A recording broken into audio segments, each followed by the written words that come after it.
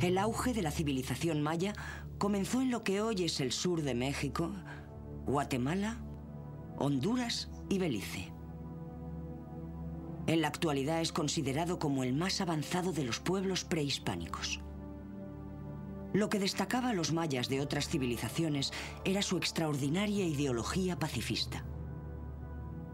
En un tiempo en que las disputas se resolvían mediante salvajes batallas campales, donde las tierras se ganaban y perdían guerreando, los mayas solo se mostraban violentos como último recurso.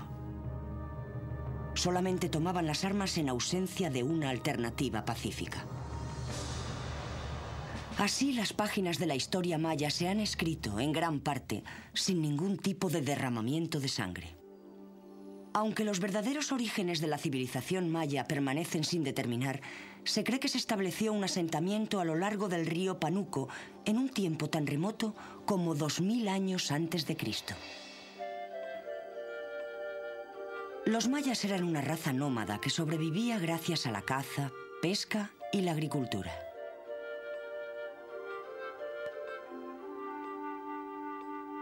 A medida que una zona de la región quedaba demasiado árida y aquilmada como para seguir cultivándola, los mayas simplemente se mudaban a una tierra nueva y más fértil. Se adaptaban con facilidad a las ideas y los inventos de otras civilizaciones, especialmente aquellos de los olmecas.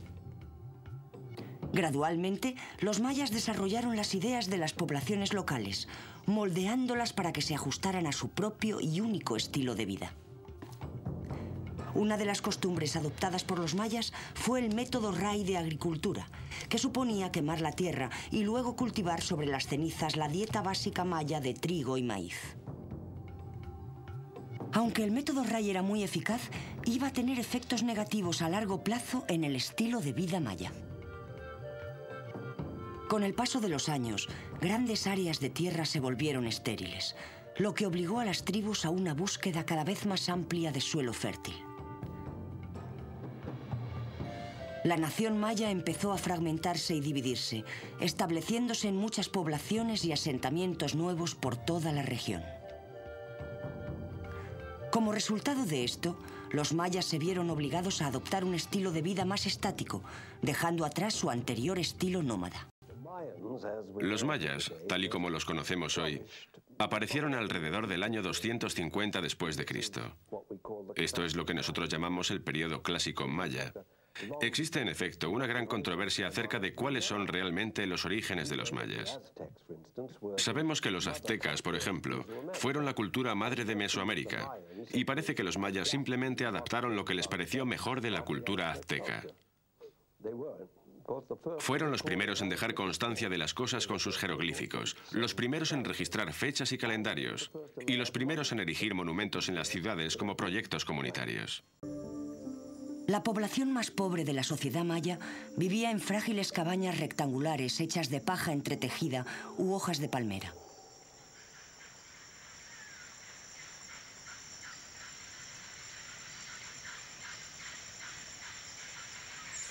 Solamente los gobernantes o jefes de las ciudades vivían en casas de madera o piedra.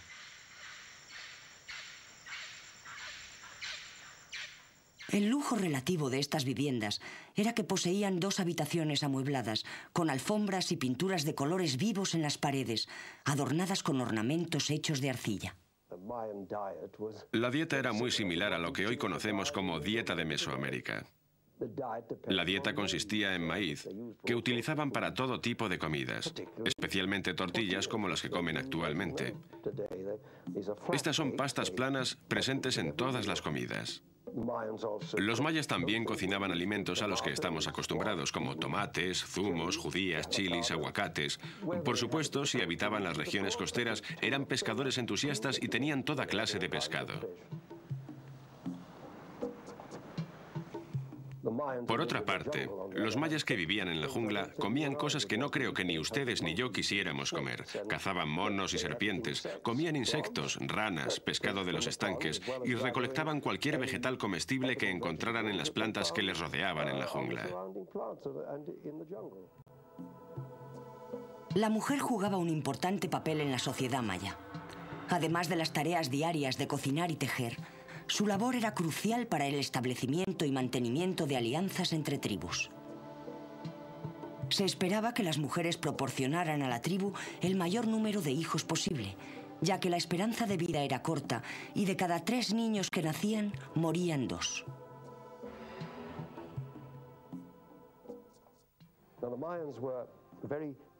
Los mayas tenían una gran conciencia de la sociedad y demostraban esto llevando diferentes vestimentas, dependiendo de si eran ricos o pobres o de cuál fuera su estatus. Creían que ciertas características les hacían ser más bellos, no precisamente las que nosotros pensamos en la actualidad. Se creía que tener un cráneo deformado era atractivo. Alargaban el cráneo desde el momento del nacimiento como una práctica común. También se consideraba bonito ser bizco. Así que solían colocar una piedra entre las cejas del pequeño para que éste mirara constantemente a la piedra y bizqueara. No es algo que nosotros querríamos hoy. También se consideraban bonitos los dientes cerrados, así que solían utilizar también el empastado como una práctica común. Los hombres santos eran muy importantes para la sociedad maya. Los sacerdotes estaban jerárquicamente divididos y eran controlados por el todopoderoso maestro sacerdote. A los sacerdotes se les confiaba no solamente las necesidades espirituales del pueblo, sino también el estudio de la ciencia, de la medicina y de la magia. Se creía que los sacerdotes poseían poderes especiales que podían curar las enfermedades. Muchos predecían el futuro con la dudosa ayuda de entrañas de animales. Y por supuesto eran los sacerdotes quienes realizaban las profusas ceremonias religiosas a los dioses, al dios Venus, al dios de la lluvia, al dios del agua o al dios del mar.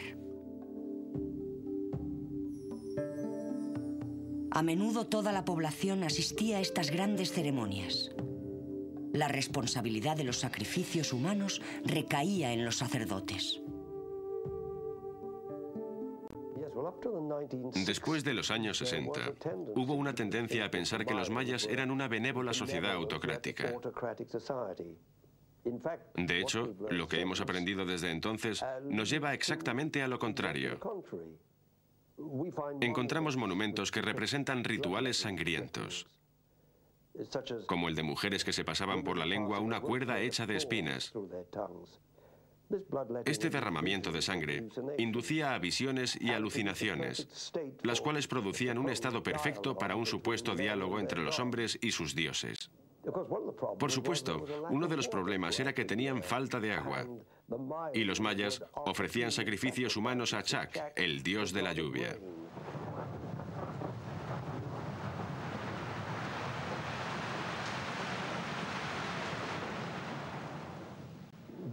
Tanto las mujeres como los niños eran sacrificados en el pozo del sacrificio.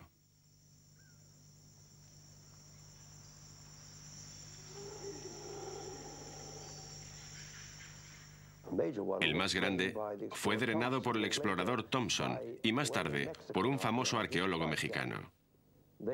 Encontraron niños muy pequeños, como de 2 o 3 meses, que habían sido sacrificados, así como mujeres que ya habían dado a luz a demasiados niños. Parece que esto se hacía especialmente en las estaciones de sequía. Ellos no sacrificaban tan solo a vírgenes como hacían muchas sociedades.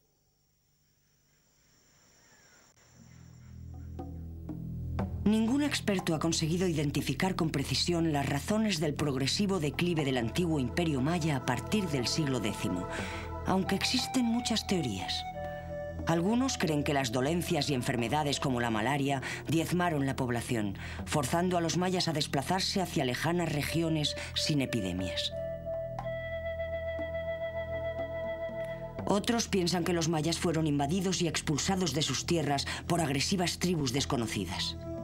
Cualquiera que sea la verdad, persiste el hecho de que a finales del siglo X las grandes ciudades del Imperio Maya habían sido completamente abandonadas. Siguieron entonces los años oscuros de la historia maya, los de mayor decadencia de este imperio.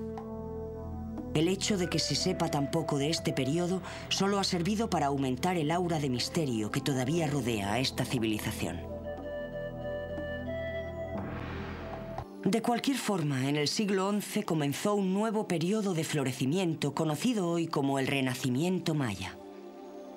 El epicentro de la nueva civilización era el Yucatán, y lugares como Chichén Itzá se repoblaron y rejuvenecieron.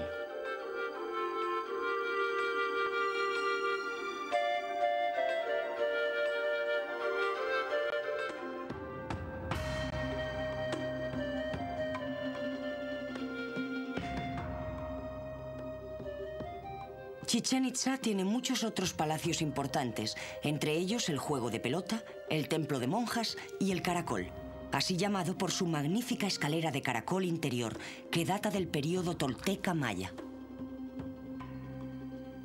Incluso ahora, tantos siglos después, solo hay que poner un poco de imaginación para evocar las imágenes de los templos de Chichén Itzá en sus tiempos de gloria.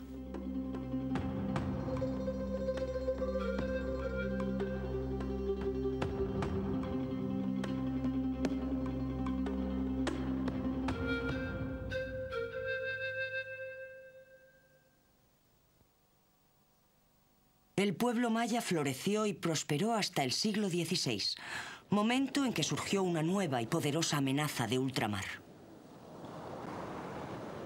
Una amenaza que con el tiempo pondría punto final a la gloriosa civilización maya. Cuando los españoles llegaron a Yucatán en 1506, en lo que fue la primera visita organizada al territorio maya, los mayas se resistieron firmemente a la presencia española. Estos intentaron la conquista otra vez en 1507 con Colón y más tarde con Cortés. Pero los mayas eran muy difíciles de someter y, de hecho, ni los aztecas consiguieron subyugarlos a su imperio. Cuando los españoles tuvieron dominado con éxito México Central, todavía les costó varios años conquistar el territorio maya.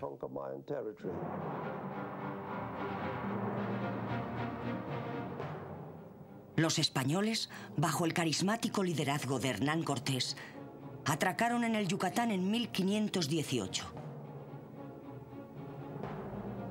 Si Cortés esperaba una conquista fácil, quedaría decepcionado, ya que los mayas defendieron sus tierras apasionadamente, desplegando una notable resistencia y técnica militar.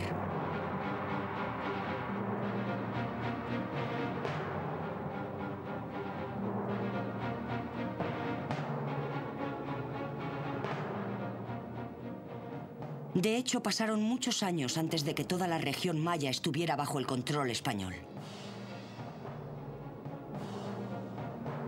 Durante esos problemáticos años, Chichén Itzá fue capturada por Francisco Montejo en 1527 y Cortés fue avanzando a través de la región, aunque los españoles sufrirían a menudo espectaculares y sangrientas derrotas. La historia cuenta que Cortés no vivió para ver a la región maya caer completamente en manos de los españoles. Murió en 1547 y la conquista española no se completó hasta 1548.